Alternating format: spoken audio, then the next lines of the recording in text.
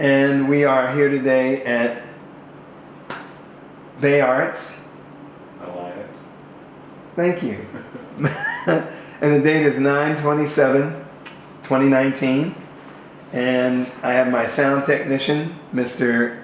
Skip Eckhart. My name is Carlton Cartwright. I'm the Executive Director of the Children's Coalition Incorporated. And the young lady that we are interviewing today is Miss, what is your name? Jessica Yaun. Okay, Miss Yaun, and when is your birthday? May 9th, 1977. And what is your current address? 330 North MacArthur, Panama City, Florida, 32401. Okay, and what branch of the service were you in? In the Army National Guard. Both? Active and? Well, when you go Title 10, then you're considered active. So when I got deployed, it was considered Title 10 in any trainings. But predominantly, I spent most of my time in the Army Florida National Guard. Okay, cool. All right. Were you drafted or did you enlist? I enlisted in 1999. What was your rank when you separated? I was a first lieutenant. Okay, all right, cool. Where were you living at the time that you enlisted? Here in Panama City. Uh-huh. What year was that? 1999. Right. Which I believe. What year did you separate? I believe it was May of 2007. So Okay. it was within 8 years. Yeah, 8 years. 8 years? Mm-hmm. That's what it sounded like. Okay. Why did you pick that branch? My father served in the Army, and I had already started going to college at the time. So I was on my bachelor's degree, or started on it, and I came to the decision that I wanted to be like Dad and then to join the military. Mm-hmm. And it was like my parents weren't so for going active completely, so I said, okay, well, we got National Guard, and you see those National Guard commercials, and you're like, well, you help the community. We have a lot of hurricanes here. We have a lot of things going on, so I'd like to, join the Florida National Guard and see how it goes, because you can always change your mind and go active. So. Cool. Good reason. Where did you go to basic training? I went to basic training at, we called it Relaxin' Jackson, South Carolina, Fort Jackson. Yeah. So, I went there for basic training. My basic training was kind of a long basic training because when I got there, they were so packed, and I had to wait, I think, almost 6 weeks before I could even get in to start basic training. Really? Yeah. I'm just curious, were you being paid that whole time? Yes, I was. Okay, let's wait. Okay. So, yeah. As long as you, yeah. Where were you when you enlisted? I was here in Panama City, Florida. And what were you doing? At the time, what was I doing? Well, I was working and going to school, so that was pretty much, just what was going on, and I had a boyfriend, just normal things that you do in your early 20s. Okay, all right. Hanging out Cool. with friends. Mm-hmm. And where was basic training? And the basic training was in Fort Jackson. Okay, right. How long was it? When you first you were there so many weeks on hold? I'm gonna say it was like 3 months. Right. Total you got 6 weeks, and then you go to AIT. Mm-hmm. So, and I decided to go transportation. So when I was a little kid, I was very infatuated with my neighbor. He was a truck driver, and I was like, I want to be a truck driver. So when I knew that there was a unit here, transportation unit, that drove semis, I was like, I really want to get involved in that. So I ended up doing transportation. Okay, cool. All right. So initially it was once a month? Yes, well, like the first part of it, you're gone was like half a year or more because you're doing the basic training and your AIT. And when I joined, I was enlisted too, so I was a PFC. And then later on, I became an officer. So. You had finished college already? Trying to remember. Okay, I think I had started on my bachelor's degree, and then when I came back, no, actually after, this is before deployment, I decided I wanted to go to officer candidate school at FSU. So I went there to finish my bachelor's degree and then become an officer and just stay with my unit as well at the time, which was 144th out of Mariana. So. Okay, all right. Okay, so tell me how did your life work with the Air National Guard? I mean, you had your job back at home, which was what? At the time, well, when I was going to school, Oh. the time before I went to college, I think Right. it was like maybe 2 years. So I decided, hey, I want to become an officer after I finished my training. You did the weekend stuff, just working. What kind of job did you have?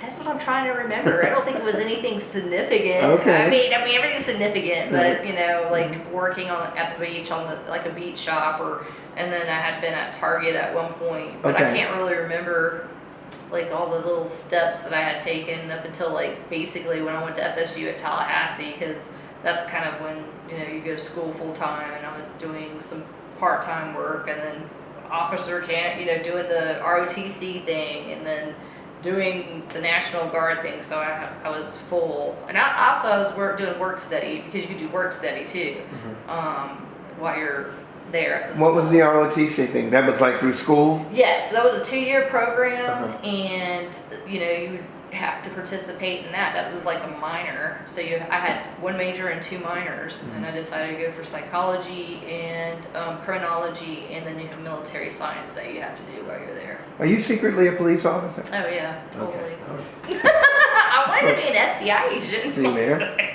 Told you. So, Okay. yeah, so then I graduated FSU 2002. That's when I got commissioned. And so while I was at FSU, that's when 9/11 happened. That was probably one of the major events that I remember during that time, as most, I think, Americans do, or even the world. But I was at school, and then we had the TV on, and it's kind of like I just had that. I think all of us, because we have that code and that moral code and dedication, and we're like, the whole point, I mean, I've always had it in my mind, the whole point of being in the military is that sometime you're ready to serve, you're ready to go to battle, you're ready to do whatever you can. So at that point I was like, okay, we're gonna end up going, go back over there. And I grew up with my father being over there when I was in middle school, and he was combat infantry, so I didn't even hear from him for almost like 9 months, knowing what was going on. But my dad spent 23 years in the military, so I was like, oh, I'm gonna end up going over there where my dad's at, probably. It was just those thoughts. And then being a part of the group in ROTC, we're just like, yeah, we want to do this. If we get called, hoorah. So after I graduated 2003, 2004, I moved to Tampa, and then 2004 which I don't know why May is always significant, but it is. That's when I got my orders to, go into Iraq. So with our unit, was getting deployed. And at that time, tours were like a year or more. So then we got, we knew we were going over there for a year as a transportation company doing convoys. So we got trained up for that, and then once we got in country, it was kind of like Frago, things changed, and they were like, you're going to be gun trucks. So we had to retrain in less than 3 months, get new equipment, which were the Humvees that had to be up armored. And then at that point, I was an officer. I was the only female in my unit that was an officer, and I think the only one in the battalion that was obviously running, gun truck missions. So no, actually there was a couple others, but they were commanders, so they didn't really go out as much. So as an officer, I was always, I think I ran like 33, 35 missions. So that was kind of, and we mainly escorted KBR, Kellogg, Brown, and Root, at that time. Well, it's Cheney, that's Cheney's. But it was just interesting because when you're doing, I don't know if you want me to go into it. Okay. So like at the beginning when you're doing, these routes, you're doing these convoys, let's say if you do have a mission with military, they're all allowed to have weapon systems. Say you've got 15 trucks, there's 3 gun trucks. That means 9 of us with 3 weapon systems, usually 50 cals. Then it started getting more and more the KBR that was talking about their civilians. They're not allowed to have weapons. So we're solely responsible for protecting them the whole time. 9 people, 3 weapon systems, not to mention your M16s, which you may or may not get out of the vehicle because, and I don't want to sound angry about it, but they didn't allow us to have the short stock, so and I don't know why the decision was made that way, but so it was harder to get those weapon systems out because of the way they mount in there without the shorter stock. So it was pretty much like by the time you would try to get it out and get that out, system out, it's too late. And then we also, normally officers get to carry, 9 mils, and our commander was not, I don't know what this, and I don't know if it came from higher ups, and I want to post all the blame on him, but I guess in my mind, I kind of feel like knowing him, he didn't have much of a backbone, he didn't go on missions, so it was hard for me to have a lot of respect for him, and that would have been helpful because there's a lot of time when you get on the missions, like when you were going up to Baghdad, and you're crossing over the river, it's a floating bridge, so you have to stop and wait till all the other convoys cross, so you're just like sitting ducks. There's a lot of people in that area. They come, all up to you, asking for things, just talking, but you don't know if who's friend or foe, so it's kind of scary, and it would be better to have a 9 mil, you think of yourself, because that way you're not like so obvious, and plus you have a just, I don't know how to explain the safety factor, but it would have been nice to have a 9 mil just, on hand as well. So I just felt in some ways, we weren't properly armored. And I don't even know what a day in the life is out there now, but like when we got in country, we first were doing gun truck missions with Vietnam 5 tons with sandbags. So you're imagining you're driving through sand already and then having sand blow in your face. And you're just, the gunner is just out there like floundering around, and people, just aim and fire, pop, So the flak vests at that time, they didn't have the neck either. So when we got the Humvees, you're totally exposed. So pretty much, we would kind of just rearrange them to make them more secure, at least feel a little bit more secure. Let's see, I kind of want to roll back to like when we first went across country, because that's kind of an interesting story. So I got to lead the forward party in to go over, which I was kind of shocked because coming from my unit, and I never felt like, as a female, I felt, I don't want to say it was like a sexist thing, but there was more confidence in the 2 males than there were in me. And so when I got the opportunity, because I felt it was an opportunity, like, oh, here, finally I'm going to get some, help my career. And so I got to go forward with a small group of soldiers, and we were the forward deployment party. So we were told to go over with the Humvees because they were keep the 5 tons. This is where we're trying to change out. So we're not fully up armored either. So we go there, finally make it to where we're going, which is Talil Air Force Base. And then the battalion commander just like flips out, like she was like, and pretty intense. I think she could have whooped my commander's butt. But she was just like, what? Why did you come over like without your armor on? And I'm just like, ma'am, I mean, I didn't know, because I'm not the one that, I was just told by my commander to drive over. But yeah, apparently we're not supposed to go over there with not having all our armor on the vehicle. And then the bridge that we drove over like hours later was totally destroyed. Nice. So it was like, grace of God, we made it, woo! So yeah, that was kind of like the beginning of the whole getting, stepping my feet into Iraq. The first time was, I just took as an officer, I got to do a Black Hawk tour, before we went into country. And then we actually got involved in a sandstorm, so I didn't really get to see much at that point.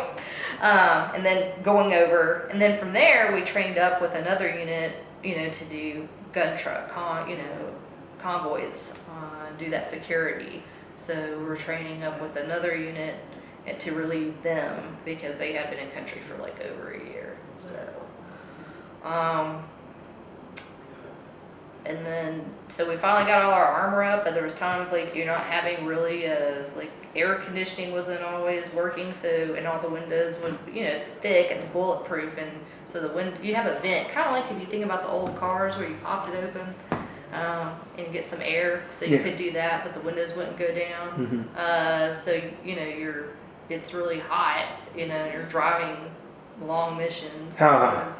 How hot? Like, oh, you could fry an egg.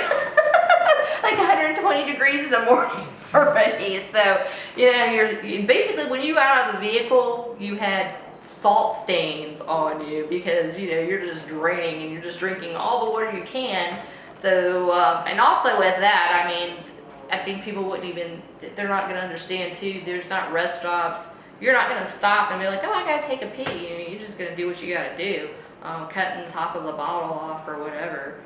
So yeah, we kind of polluted the country with urine bottles.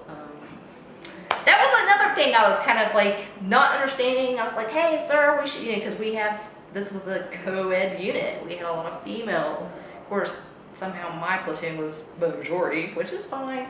But I just was trying to advocate so we could have like a way to urinate without having to pull our pants down, which, whatever. After a while, you're just kind of, because you're just over it. And a lot of missions I was only female, and we weren't supposed to fraternize when we were back on camp, but it didn't matter when you're on the road, you know what I mean? You're sleeping all together. It's like like I said, I might be the only female, and it was fine, but when I went back to base, I couldn't even stay with my unit because I was the only female officer, so I'm like all the way across the way. So that kind of for me, it got a little lonely after a while, and it's not because my soldiers were forgetting about me. I was either out on the missions all the time, or I had to, be all the way across, like a mile over on the other side of base camp with, another female officer that I never really saw, which an interesting caveat to that would be she was also prostituting while so, here we are, we're in a war zone, but hey, like, more power to you, whatever. But so yes, while I'm sleeping, sharing in this room with her, she would be doing this, so randos all the time. It was kind of like, okay, I mean, what I'm just curious, while you were in the room? Yes, it would happen, like, while I just put my headphones in. Okay. I mean, she didn't even give me no heads up or nothing. I'm like, okay, well, and then I felt like, she didn't tell me, but you kind of catch on when there's different people. So, I mean, I'm pretty confident that, unless you just really like sex, but I mean, it probably was a side income, no doubt. I mean, there's Probably what? a side income while she was over there, definitely. I mean, there's, just things are different over there. It's just totally different. People that are married get pregnant while they're over there by other people. There was that going on in my own unit. There's just a lot of just things I guess you wouldn't think, oh my God, I wouldn't, obviously they wouldn't have the stateside, but over there it's just totally different. So, yeah, but with that, most of the time, like my meals and stuff when I went, You what? when I went to eat or whatever, unless I was on the road, which meant predominantly I was on the road. But, again, I couldn't, you weren't allowed to fraternize on that. They didn't want us to. So Because you're an officer? Yes. So when I was an officer, so I could only eat with other officers or some higher enlisted, and obviously there was fewer of us, so more of us are always gone, so it was kind of lonely during those times, and not really a peer to talk to, like when they come back from their missions, they're all like talking and hanging out. I didn't really get to experience. And you didn't have that? No, because I'm on the other side, Right. and plus I'm not supposed to fraternize, Yeah. and it was just like, so I really think for me, at that time I was married too. I got married before I left, but I had been with him for 5 years. It was like no hugs. I kind of reflect back on that at the time. I don't think of that, but no hugging, no kind of intimate contact, Right. no just shooting the crap, talking, none of that. No human interaction. Correct. And so I just, more and more, I just forgot about even calling home my husband, my parents. So they were just like, what the heck? But I just was so focused on getting back on the road as fast as I could, because then it was just like occupied. My mind's occupied. I'm focused on what I need to do, and this and this and this and this and this. And it was just, that's all I wanted to do. So, mission after mission. small arms fire actually had an RPG aimed at us. Luckily it didn't launch. We actually was in one of my first ones. I was with the 89th, and we were doing a convoy with them. They had been in country at 9 months at this point. You have an MTS system, which is so you can navigate through, it's like just your basic navigation screen, but it's on a laptop. So you have a mouse with that, the arrow, right? So the arrow can be moved with the mouse. You can watch your coordinates and that. The person that was in charge, because when you're a gun track commander, you're not in charge of those routes. Plus, I had never been on this route. So the officer that was in charge of it somehow got us in the wrong direction in a dead end city. Like, there's only one way in, one way out. Actually, I think it was Al-Qud. And I'm like, how, you've been here, you've been on this route, because even the other sergeants were like, she's been on this route plenty of times. And she was so focused on that and that little arrow that you're not supposed to focus on because it's a mouse, and just thinking that that was triangling her steps and got us into this little city that was filled with people. It was like, open market. That's how I would explain it. And we ended up taking out a donkey cart because that's where we had the RPG and small arms, and got out of there, took a tree out with us, and she wanted to stop like before we even got out of there. We're gonna have a flat tire. I'm like, and this is when I'm using Bulgarian on the, who cares? You just need to keep rolling. You got other wheels. We're rolling until we get out of here, because this was obviously the wrong place. You were running over stuff. Yeah, there was no way to get out. They were starting a mob of people. Right. And we're starting, so it's like we had to do a U-turn to get out of there in a very small thing with these large trucks, semis. And so yeah, we ended up taking, I don't know what else we took out. I couldn't tell you. It's not like we stopped to assess. It was more like, okay, we need to get out of here, like big time. So that was one of my early, and after that, so from that point, I was like, after I like reamed her flipping out, just like, holy crap, I was like, okay, I got my own, I had brought my own GPS to country. So I used that, and I just grease penciled everything on the windshield, because you would have thought that they would have had, and I'm not saying hand out all the maps, so but it was like they were supposed to memorize the routes, and they didn't really, so she didn't have any grid coordinates. So I went ahead and did the tracing on the windshield, and we did the grid coordinates, so we'd have better information for the next person. Let's take it back to our unit, to our battalion that should have already had this for God knows what reason. I don't understand why not. So I had a specialist. He, put it on the computer, and I just wiped it off. Plus in grease pencil, something. Let's say we did get into some kind of combat action, I can just wipe it off, obviously, and not have it on person. So we did that. We updated all the maps so they would know at least grid coordinates. I mean, if you have that on you don't have to have like a map, but just knowing grid coordinates to match to your MTS and your navigation systems to get you to the right place, because that was a long haul from Toledo all the way up to what we called Camp Anaconda, so Baghdad.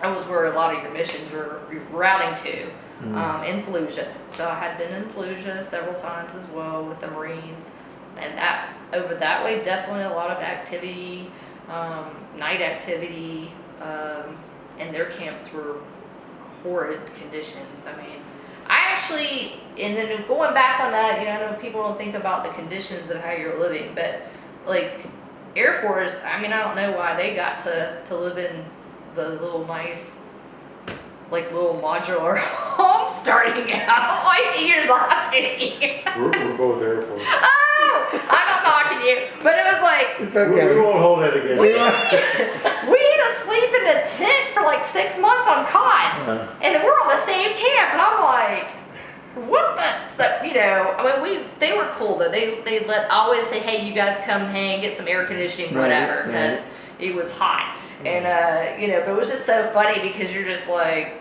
you don't think about these things before you go there. And I'm sure people don't think about that stuff while that soldiers are like, how their living conditions. Well, you may get a shower, you may not. You may brush your teeth today, you may. I mean, you always have water, thank God, but running water got cut off sometimes by the sheep, so that would be an Right. issue. Yeah. And then the water was often black when you were bathing, so you didn't want to brush your teeth with that, Mhm. and who knows, but you wanted to get clean. Was it black or was it oil? I have no idea. I mean, it was not very clean sometimes, Okay. so it was, and they always told you don't use that water anyway to brush your teeth, so we tried not to. But it was just interesting, the conditions, but, so I'm thinking I have it kind of bad, but when I went up to Fallujah, those, the Marines, they're sleeping in, like, there was a church there, it was, like, dilapidated, and that's how they're, doing their tour, and not, just smelling, not shaving. So a lot of, when I continued doing my missions there, I would bring stuff so I didn't have to just eat MREs and have even better eyeglasses, because that was something you always would wear, make sure your eyes are protected, Right. because it's just so bright. And the sand. Right. Yeah, so I guess the sand would cut your skin, I'm sure. yeah, I mean, I was kept wrapped up. You always, the Good. thing I remember that was gross though, like every night you have, and even before night, you have gross amounts of black gunk in your nostrils. Oh, But God. that's also when you're traveling across that country, there's Yeah. just burn pits everywhere, and just, it's not like you're. Oil? Yeah, they burn just everything. Burn trash, burn everything. Burn They'll play tires. it. It's just everything is being burned, and it just stinks. Like, even to this day, if I smell like when they're tarring Yeah. a roof, Yeah. that is like how it is. But sometimes it is even just so more strong, it was so penetrating, and that would be like your daily smell, pretty Yeah. much.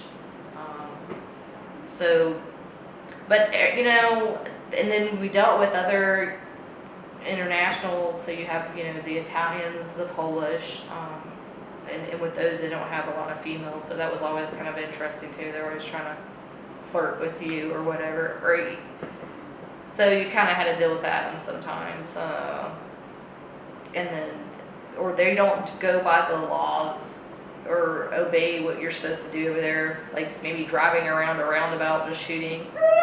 So you're like, what? So you're not knowing what's going on. You're like, okay, are we shooting at something, or they just felt like shooting, So that was always an interesting thing.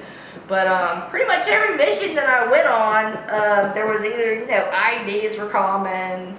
Huh?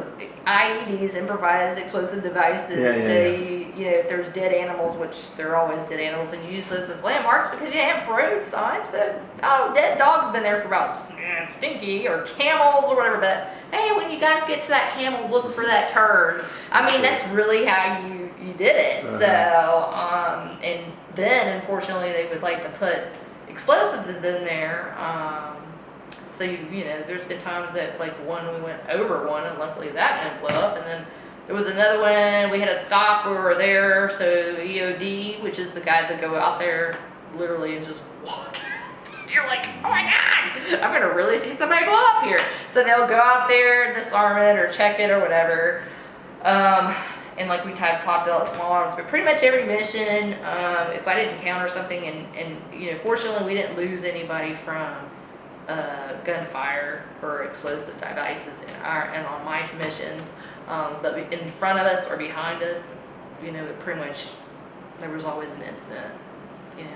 There was one with Marines, they were all gone, so we had to wait hours for them to clean up that area so we can move out, in which we had to turn back around because all the lights went out on either side of the set. So when the lights go out, you're pretty much going to be a sitting duck, and you're like, oh crap, we got to get off.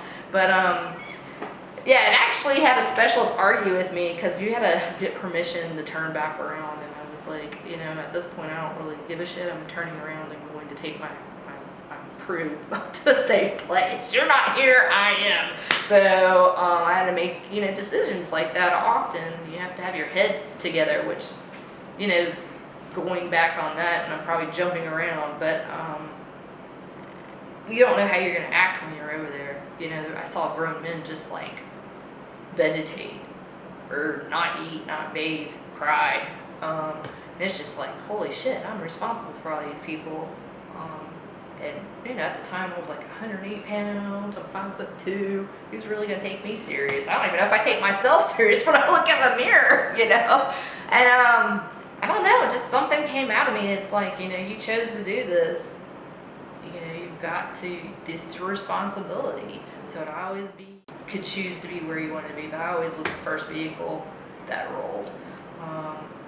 And I had no problems with communication, with the crew and with others.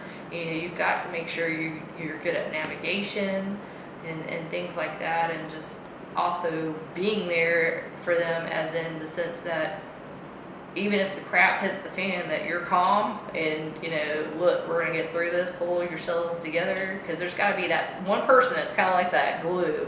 And I kind of think it's important, as anybody that wanted to be a leader in the military, to have to be able to do that. I felt like I had a lot of respect for my soldiers because of that. Even when they had a loss in one of the platoons, he got decapitated. Davis, he was actually one of the youngest soldiers we had in the unit, got decapitated because those Humvees are very top heavy. So when it rains in Iraq during the rain season, they have mudslides. So it flipped over. They lost him. So I took, which Rob McRae, Lieutenant McRae, and I are still very close. He wanted me to take his missions with his platoon. So it was kind of honoring that they had said, we're really thankful that you agreed to go out with us on these missions. Because, you're always doubting yourself in a way, I think. I mean, maybe not everybody, or at least they're not going to say that, but it's just, it was scary to know that, okay, you're worrying about, like, okay, am I going to die today? And if I do, my hope was, I hope I'm like just blown to smithereens, gone. I don't want to be like half there and half not. I mean, I know that sounds really harsh, but that's just that's what gave me, I just prayed every time. It was just like, God, if something happens, just please let me go swiftly. And then, we all pray together and get out there. But I think to me, the biggest thing was, hey, being able to handle it in some respect. I mean, then when you come back, I think then a part of me was I allowed myself to kind of like breathe a little bit, and then like, I guess go through emotions of it somewhat. But still, I think to this day, maybe there's parts of me, I feel like part of me is stuck over there. I don't know how to put that. And I was young at the time, so I don't want to say I was robbed of it, but when you see a lot of stuff that you see, there's just a lot of things between children, mutt huts, animals. What about the children? Well, when you first enter, they're starving. They don't have clothes on. They're crying and begging and just doing this the whole time. And you're just like, holy crap, I thought we're here to like doing enduring freedom to feed these children. So, then you start giving the food away. But things you don't really know what's going on outside of your mission and your camp. So you think they're getting help. I don't know what type of help they were really getting. I know that we were part of my platoon was the first voting ballots. We got to distribute those, so that was kind of cool. So helping them with that, their freedom, so to speak. But our missions, it was never like, hey, we're going to take a batch of like food here or there. You never always knew what was going on. So I don't even know. I'm just going to put this one out there. One of my missions, so of course I don't really know, they just say, hey, this is class 2, class 6, whatever, not alcohol, but I'm just giving you an example. This is what you've got. This is what you're transporting. I get to, and I can't remember that camp, but there was a camp we get to. And he was like, man, why are you on the road? And I'm like, well, what do you mean why I'm on the road?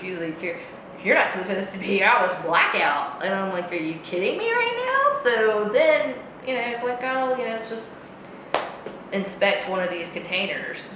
It was Girl Scout cookies going up to freaking Anaconda to like the higher ups. I was just like, till this day, I still have an anger towards Girl Scout cookies because I couldn't believe that we were running a mission to bring CENTCOM their Girl Scout cookies. And of course, we weren't told that, but I was just like, I'm sitting here risking all these people's lives for Girl Scout cookies. I mean, I know there's probably other stuff on it, but it still is just like, you know, we don't eat Girl Scout cookies. I mean, you just have a lot of emotions that go with that because you're just like, here you're thinking, oh, I've got some important, like, hauling some hardcore equipment. I don't know. So most of the time, that's something you're in the dark of. You're not checking that stuff. You're not thinking about it. You're just like driving on the whole time, like I'm here to protect other people, yada yada. But I don't even know where I was gonna go with that one. But I was just wanting to give you an example of like some of the missions, and like you were just like floored. Actually, one of the other missions I was on too was when Abu Ghraib had their riots. So I was actually in Scania, going up north. Everything shut down. Everything. Couldn't call home, nothing. You know, bam, and you're just like, well, what the hell's going on? And you're like, oh, it's bad. You don't really understand what the I don't even know what they're talking about. That's not my world, you know. I'm like just focused on my mission here. So we were stuck there, you know, more than what the capacity could hold. So we're sleeping on top of our vehicles, living out of the trucks for almost a week. And then finally, Why? we were shut down because of that whole thing going on at Abu Ghraib. So it was dangerous. They didn't want us out there, and we didn't really. You know, it's funny. I never really kind of even looked back or researched what, you know, you guys might have saw or my parents saw on TV. I mean, I don't know a little bit about it, but I've never still to this day really like bothered to even like figure out all the stuff that was going on there, you know, because I just knew we were just shut down. And we were on total blackout, which means like I said, you can't call home, nothing. So then once I even, my mom's like, oh my God, do you know what's going on? Somewhat, but I guess it's not that big of a deal because we're moving on, you know, just next, you know. So while you're there, you're just very in a tunnel and very focused, which I think is very good in that sense because that's your duty, that's your job. I mean, that was the whole point of why you joined the military. When did you separate? In 2007. 13? 12 years ago? I think so.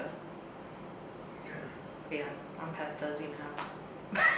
But No, you didn't. it's just amazing how you do remember things like you're there. You know, a lot of stuff I really haven't talked about, so it's kind of just making connections and making dots to things. So I think afterwards too, since we're talking about that aspect, getting out, you kind of feel, I mean, I got divorced. I guess my husband felt that I became very insensitive. So, not nurturing, not loving. And I guess I'm always on guard. That's how I would probably put it. I'm not a touchy-feely person. And you saw when I first came, I'm very tense. I'm still tense to this day about certain things. And it's like, I just question, like, I even went to counseling. I'm like, why the heck? You know, you think about how long you live and versus this little snapshot of your life that you spent somewhere. It still blows my mind that some things bother me. Or I'll wake up not knowing where I'm at sometimes in my own house. Or wake up outside. I've done that. I never did that before until after my experience over there. And I don't feel like I'm less of a person, but I just really wish I could understand why that clings to you so much deeper than other things that have happened in your life. You know what I mean? So I think that's just something I think most veterans, especially when I talk to the ones that I served with, we all seem to have that. I don't want to say it's baggage, but something you carry with you. Because part of you is so proud to do that, and you're just like, yeah. And then when you separate, then it's hard because you're just like, I'm just another person. But nobody, but I don't know, even worse, like, I'm not even getting to do what I was trained for anymore. And you felt so strong, and like, I could just do anything that I needed to do. At least for me, I felt like that. Like, it was a motivation. And I almost feel like I'm a weak person now and have less confidence even in myself, though I've got like a master's degree and that was something we had talked in counseling. It's like, it's still, I just feel I've like. got to ask you a question. Why in the world would you think for 1 second that after everything that you've been through, you're a weak person. I don't know. I don't get that. I don't get that either. Why don't you look at it? I know you have. So I'm asking you to do it for the 100th time. Yeah, I mean. Can I get you to slow down for a second? Yeah. Seriously. Just, come on. Just get off of it for a minute. Because it's running you real hard. And it's very understandable from where I'm sitting. But as you know, that's easy for me to say. Right. Okay? Now, I've worked with a lot of troubled kids that have done and been through the unimaginable. Right. Okay, so, and after a while I had to stop going back there. Right, after 16 years I just couldn't, I had my fill. Alright, so I really, really need for you to think, I'm not just filling your head, it's a miracle you're here, that you've survived. You need to start there. You really, really need to try to do that.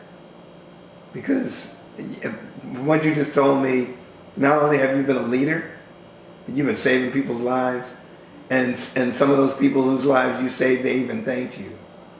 Mm. Okay, so as far as you need to start, and I have a degree in criminal justice, but I've done a lot of social work, and that has to do with a lot of mental health and counseling.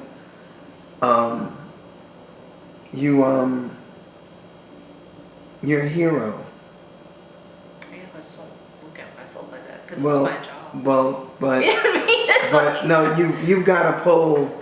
First of all, it's a miracle that you survived, that you're still alive.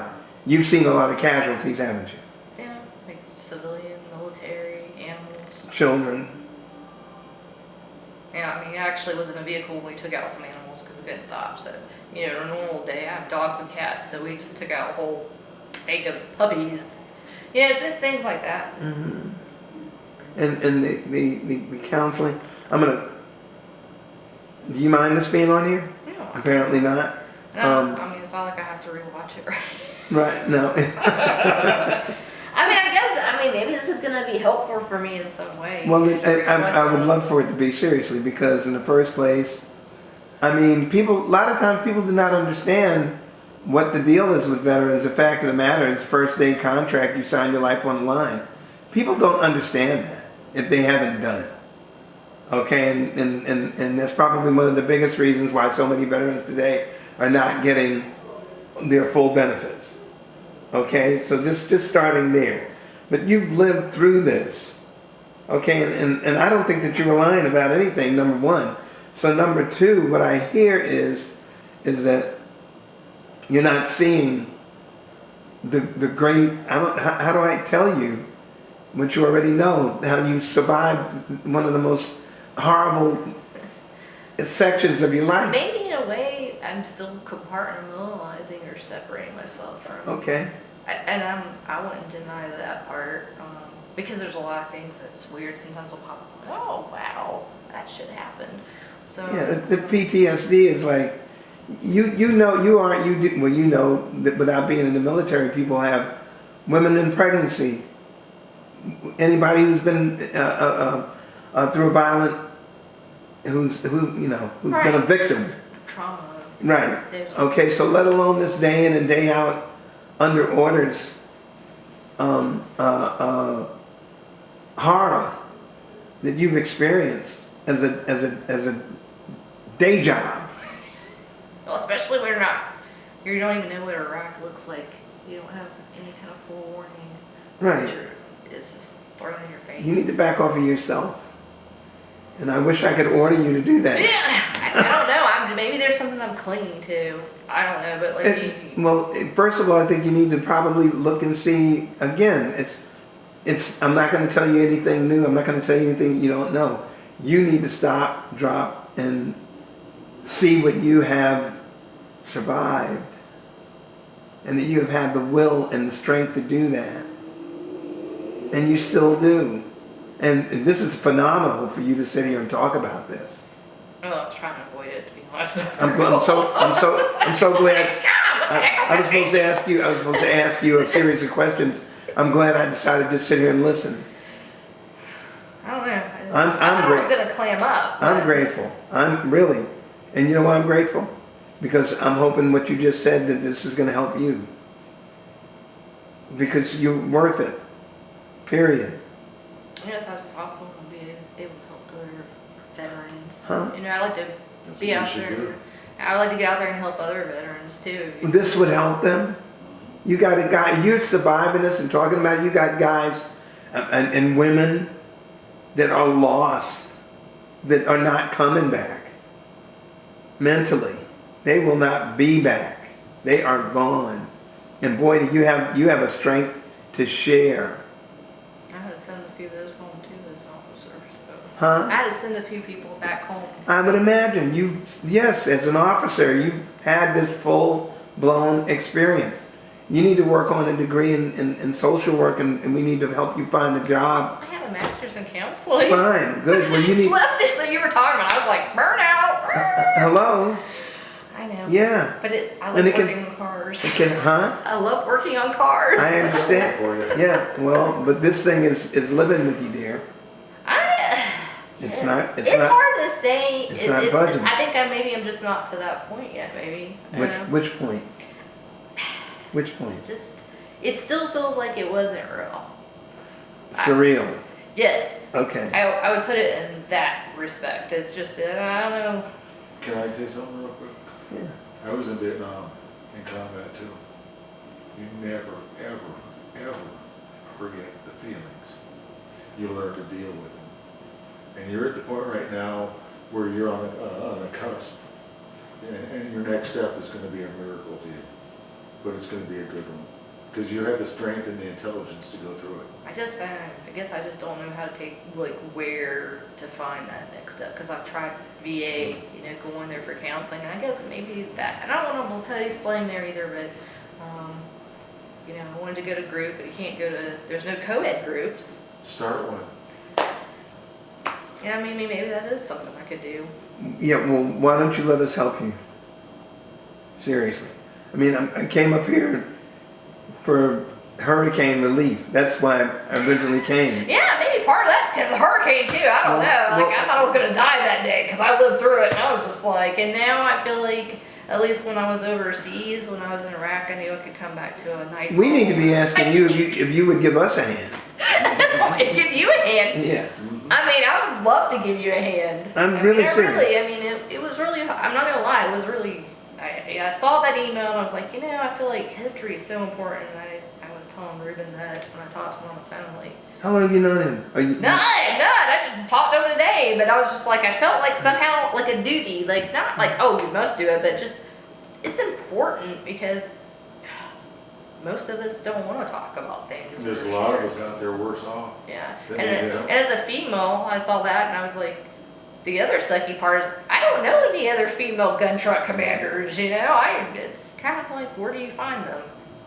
I don't know if they're not, but also the other powerful part of this is you surviving this as a female. And I think we all know from movies like The General's Daughter on down that there's women over there going to something similar, whether they're driving a goddamn truck or not. Right. Sorry. Yeah.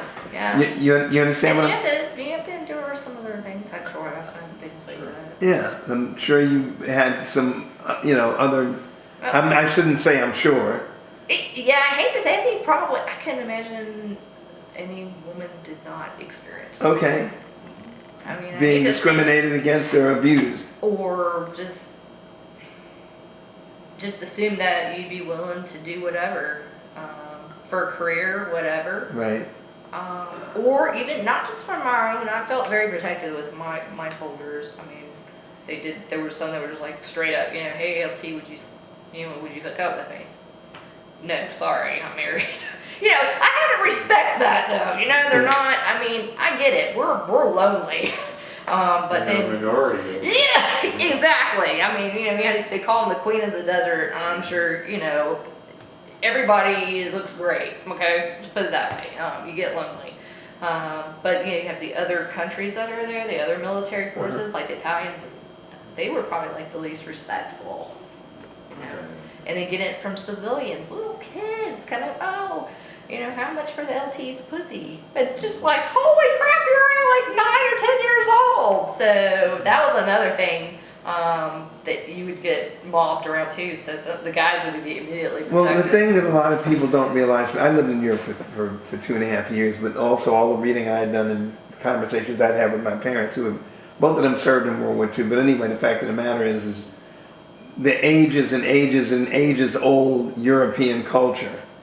Okay, so, and then this absolute culture shock growing up here and going over there without a war. Without you can just take that war out of it, you're right. Well, I mean, just instead of fixing the water system, the children can drink wine. Italy. My mother's German. I was Okay. born in Germany. She's an American citizen, but I'm gonna. So I still have the. I only had a generation born over here, but I don't have kids, so that will never happen. But I kind of have an understanding of some of what you're talking about. Yeah. As See, well. so it's again culture shock. When we step off of this mainland and go either way, either to Asia or Europe and other countries, it's a whole nother ball game. So, for instance, human trafficking has survived I don't know how many centuries. And where did it start? It started and it was a regular commodity by the time it got to this country. Right. Okay, so it's ages old again. Again, back to the culture shock piece.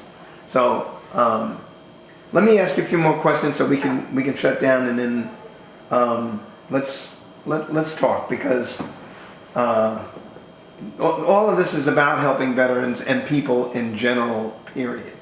And not only do you have a pedigree, but you also have a plethora of experience, which is, there can't be a dollar amount actually placed on the experience that you have, because you've lived, eaten, and breathed war simultaneously, and which also draws down a lot of respect is the degree that you hold, which is one of my major contentions as far as the educational system in this country. Whereas I've had too many instances with children that needed counseling, and there weren't enough counselors ever to go around. And you have all these kids coming home from where you serve, and they're having more problems than we've ever seen in this country. Exactly. Okay. I definitely are up on the statistics of that. What medals did you bring home? Well, the one for serving over there, but I also got a Bronze Star as well. But I mean, that's kind of felt, not to minimize again, but just to say certain ranks got that. I mean, of course, if I would have been a total slack butt, I wouldn't have gotten it. But Gotcha. I'm just going to go ahead. Did you keep a diary, by the way? I have some stuff about missions because I had to keep, go do briefings. You did battle planning, didn't you? Yes. So you get a mission, pick out times, things, and of course there were some times when soldiers were like, I don't want to go at like 3 o'clock in the morning. Okay, you already told me how rough it was keeping in touch with your family after some of the things you've been through. Yeah, kind of just cut myself off a little bit. Do you have any children? No. Okay. Two last questions, just to sum up your experience. Oh, well, have you had the occasion to use the GI Bill for anything? Did the what? I'm sorry. GI Bill, have you used it? Oh, yes, I did use that. For? For my bachelor's degree, which I paid my master's myself, so I saved it up, just in case. And I used it to go to Haney for automotive technician. Okay. So I did 2 years of that. Okay, and so I'm just going to read these two to you. Just think about it for a minute and do a summation. Okay? The first one is, did your military experience influence your thinking about war or about the military in general? And the second one is, how did your service and experiences affect your life? Okay, so can you repeat the first question? Sure. Okay. That's okay. Did your military experience influence your thinking about war or about the military in general? Okay, so I guess how do I view it now, maybe? Is that Fine, that's where we're at. Okay, well, I think it's important to have it, unfortunately, because we're humans, and this is the way of the world is. We can all wish, that we wouldn't be violent to one another. but it's important to have a strong force. They need to be trained. That's really key and critical. Maybe even better training than, I don't know what even training's like now, but like, I think another important thing is to, when you come back, a better plan of transitioning. Because like, it was basically, I got off the bus, here we go, homecoming, see ya, you're no longer wearing your uniform, we're taking your gun away. I lived with that gun for a year. So that was like, it was hard. You say gun tray? My gun was taken away from me because you're no longer able to carry. So I always had my gun. You sleep with your gun. So it was kind of I felt almost naked, exposed, helpless, maybe even too. It was just like, oh my gosh, I have to like figure out what I gotta wear, and I'm not gonna have a gun, and I don't know, just everything was weird. I think just being able to normalize a better action plan on that. Maybe even, getting to the point where they're even letting you not wear the uniform anymore, just to become more familiar with like, hey, wearing civilian clothes again, and just doing normal things. Because they still kept you on a tight rope when you came back. And then the aspect of others serving, I think everybody, if not serving in the military, should do some kind of social service. I'm not going to say military is for everybody, and I don't think that should be forced. I don't think there should be a draft. I mean, that's just where I stand on it. But I do think you should have to do some kind of social services, which we were talking about Europe, they still do that. Like my cousins had to go in the Bundeswehr. Well, they chose to. I had an uncle, instead of going to the Bundeswehr, which is the German army, he did social services for 2 years. I mean, I think that's important to learn to give back to people. That's true, yeah. And not just be, when you're young, you're just always about self. So that is a turning point, I think, for others. But the military to me is important. I was proud to be a part of it, and I have mad respect for anybody that has been in it. So that's where I would be on that. And should I be afraid to ask you how the oh God. How did your service experience affect your life? I think we were talking a little bit. There's things that you're gonna carry. But overall, I think it made me an independent person. It shaped me to who I am. And some people look at it as brainwashing, maybe. You've got to be trained and prepared. You can't think about things that are irrelevant while you're in a combat zone. It's just, and it's not there in your face. It's just you're in a different world. You're in a different setting.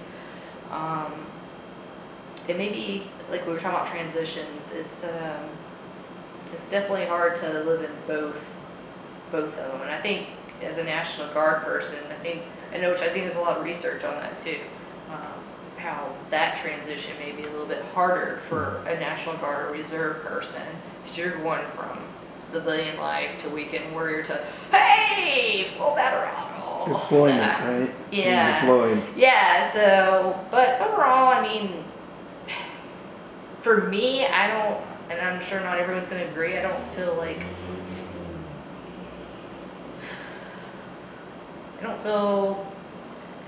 oh, I'm mad that I had to do that, or mad at, it was a choice I made, and I knew going into it, because I had experience of my family, the family history in war. So, and my dad being in direct combat, on foot, going, when he shared some of his stories with me. So, overall, I'm going to say I think it made me a stronger, healthier, more well-rounded person. And I'm sure there's probably not everyone's going to say that, but that's how I feel. I really do. I think it made me come to a realization. Unfortunately, there is an aspect where you're questioning my confidence thing, and I just think it has something to do with once you're kind of like separated from it, I don't know, there's a hole. I don't know how to explain it, but there is. So for me, it was very important. It was what I wanted to do, and I did it. And sometimes I regret not staying in. So, but my reasons was more like I kept getting passed over, and I never did anything I deserved to have gotten my rank. I was already acting commander, and it was hard to keep, just like no matter what you would do, just not being treated equal and not getting that rank. It was like I had always pulled teeth to get rank, and I never had anything negative. Never was the bottom, scored high on my PT scores and things like that. So for me, that was probably the only negative thing that I took from that. So I basically was offered, oh, well, we know you want to get out, but if you want to get out, how about go overseas again with your former commander, and then we'll give you. I think that for me was kind of like a slap in the face. I felt kind of like betrayed. And that's the part that still hurts for me, you know. Okay, well, I want to thank you for an outstanding interview. And thank you, Because I'm like, and thank you for your service. thank you. Good, great.